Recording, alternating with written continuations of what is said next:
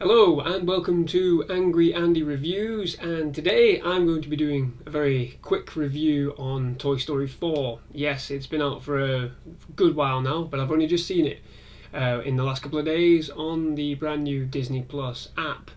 So yeah, Toy Story 4, it looks wonderful. The animation is incredible, the colours pop throughout the film, and the sheer technological marvel that is the journey from the original Toy Story to this film is something to truly celebrate. I mean, I remember the very first Toy Story and being blown away by, the CGI, the animation, everything, and it's evolved exponentially. But that is where my praise for Toy Story 4 completely ends, unfortunately. It is a shameless cash grab, designed to sell new, pointless and rubbish characters to kids, whilst it single-handedly manages to decimate the legacy left behind with the previous entries, more importantly the third one, which is just horrific. Well done. So, what little the actual original characters do, of which only Buzz, Woody and the confusing Bo Peep have, they've only got the bare semblance of meaningful screen time, is to completely backtrack on their character traits established over 3 films, which doesn't make any sense, and as a result they subsequently disregard their most important character decisions, which, except for Bo Peep, was to agree to be Bonnie's toys and let Andy go. Buzz, for whatever strange reason, can no longer make informed decisions, despite spearheading the memorably great and risky rescue of Woody in Toy Story 2. He doubts himself at every turn. He constantly has to reassure himself with his own voice, an internal voice, which again is a bit ridiculous because he presses a button and it automatically says things, and he uses that to inform his decisions. So if in doubt, kids, just press a button on yourself and you'll be able to figure it out, even though it won't make any sense at all. Brilliant. Bo Peep is somehow hard as nails, having become a lost toy, seemingly by choice, which in itself is a bit bizarre, as is a newfound ability to kick ass. Wasn't she entirely made of porcelain in the original films? I don't know. Really brittle, hence the dainty persona and the lightweight movement she had? Ah, well, who the fuck cares about continuity? It's only a kid's film. There you go. So, the rest of the characters are completely sidelined and may as well have not featured at all. This film is about a central character struggling to accept change, and his friends, for some reason, aren't seen by the creators as an important aspect of that journey. Rex? Nah. Mr. Potato Head? Nah. Jessie, who was informed by Woody and in turn informed her? Nothing. No connection at all. She says a few lines and that's it. Gone. Okay, fine, whatever. Horrifically, and this is one thing that really pissed me off about this film, horrifically, the film seems to celebrate the idea that loyalty is dead. Maybe I'm looking too much into it because it is only a kids' film, but the loyalty to friends and loyalty to responsibilities doesn't seem to apply in this film at all. They're toys. The idea of the toys in this universe, as them being sentient beings, is that they're there for the child who they belong to at all turns, regardless of what happens. Not anymore, apparently. Not anymore. Woody is left in a cupboard on 3 separate occasions because Bonnie wants to change something in her play setup, and for whatever reason he sees this as the sole reason for why he needs to leave at the end of the film. The journey is completely confusing, compounded by the fact that this Woody shares none of the traits that we've seen before. It's baffling. Woody's only redeeming quality is his determination to find another toy in Forky, similar to what we had in the first one with Buzz. He's determined to go and rescue Buzz. And Forky, unfortunately, is just an absolutely awful character whose own determination is to throw himself into the trash, which is both alarming and raises some serious moral questions, about self-harm. But who cares, right? It's a kids' film and no one really give a shit because he looks funny and he's, quite funny and he behaves like a silly Billy. Really, Disney? Awful. Aside from Forky, who adds nothing except a funny distraction, remember when the secondary characters impacted the story in meaningful ways, like Mr. Potato Head rallying the toys against Woody by mistake?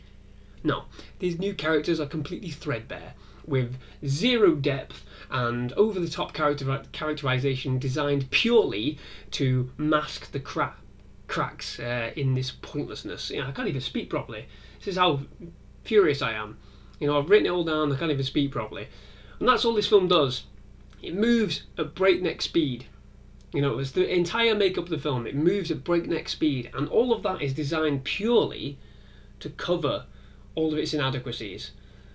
The previous films, all three of them had thoughtful, meaningful pace, whereby, yeah, the exciting stuff does happen, when Buzz fights, Emperor Zurg. Great, you have all these spectacles, but underlying that, at every turn, there is meaningful action and meaningful dialogue. Nothing happens like this in this film. It blasts through right up until the very end moment, because purely just to prevent you from having any semblance of thought process. Why is this character doing this? How come Bo Peep is suddenly like this? You have to watch a secondary short to fully understand exactly why Bo Peep is in the position she is. And even then, she says, oh, well, I might be exaggerating that. So really, you never find out. It's ridiculous, it's stupid. But it's a kids' film, who cares? But there you go. Everything, all the key moments are allowed to hang in the air. And again, that's a clear indicator that the story is thin and flimsy. Nothing is resolved with any immediacy or meaningfulness. There's just too many holes in the foundation of it. Toy Story 4 is simply a threadbare Pixar paint-by-numbers job.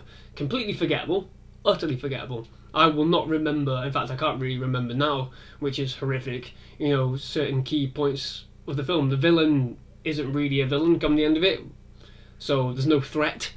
There's literally no threat. And this is another thing. All the films before had threat. They had a bad guy who was intent on doing something. It gave the film purpose. There's nothing like that in this film. It's lacking warmth. It's lacking wit. Jeez.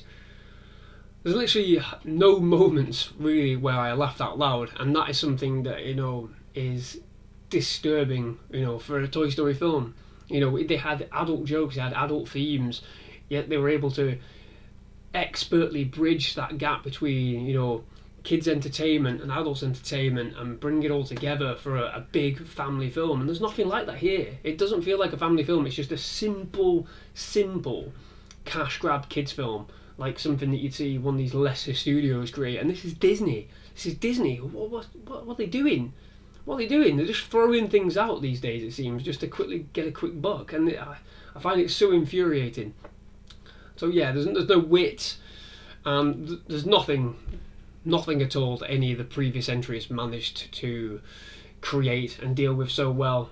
Moral responsibilities, friendship, love, hate, and there's nothing in there. There's nothing about this film at all, apart from small moments that literally make no sense, in the wider context.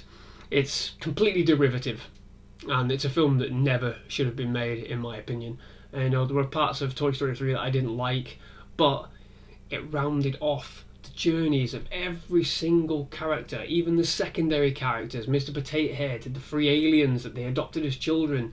Where are they? What's happened? There's so much stuff that doesn't make any sense, and it's just been thrown out to the wind by lesser creators. Awful. Unfortunately, I'm giving this film a 4 out of 10, and I'm expecting not many people to take this review very seriously, because I've gone to town on it. But Toy Story films are so well thought of because of how brilliant they are. What they mean, what they provide. Not just as a kids film, not just as base entertainment, but the heart, the thought process. There's nothing in this film at all. There's nothing. It's pointless, absolutely pointless, and purely designed to sell a spork with a face. I mean, if you bought one of those toys, then I've got nothing for you. I've literally got nothing for you because it's ridiculous and it's genius, and Forky's terrifying. Absolutely terrifying. Oh God, when he first starts to speak is the most horrific thing I've ever seen. And oh God, no, I'm done. I'm done talking about this goddamn film. Horrific, utterly horrific. And if you paid money to go and watch this at the cinema, yeah, I'm paying the the current $4.99 whatever it is subscription fee for Disney Plus. But that's fine. I can justify that. But I do feel sorry if you paid upwards of 20 quid to go and watch this at the cinema. Yeah. So there you go. 4 out of 10 for Toy Story 4. Never will I watch that film again. But there you are. So what we're going to do moving forward? Well, I've still got to watch The Invisible Man. It is on Amazon Prime right now, as is The Hunt as well, for a slightly higher price. Obviously they're putting them all on demand for rental service because the cinemas are all closed. So I'm going to give that a go. I still need to give it a go. I'm going to watch The Hunt as well, which is the film that was postponed a few months ago and brought out unfortunately this time, so they have put that on demand as well. But yeah, I'm going to try and get through a few more reviews, and I also have a plan purely because of this film and the fact that it's an awful sequel. Disney Plus has loads of sequels for its animated films like Cinderella, Beauty and the Beast and Aladdin. You could name any and they've got a sequel on there. So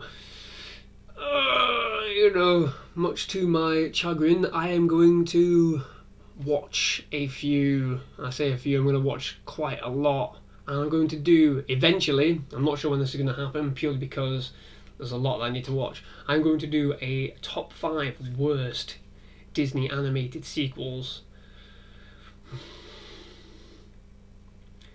Yeah, God help me. Yeah, God help me.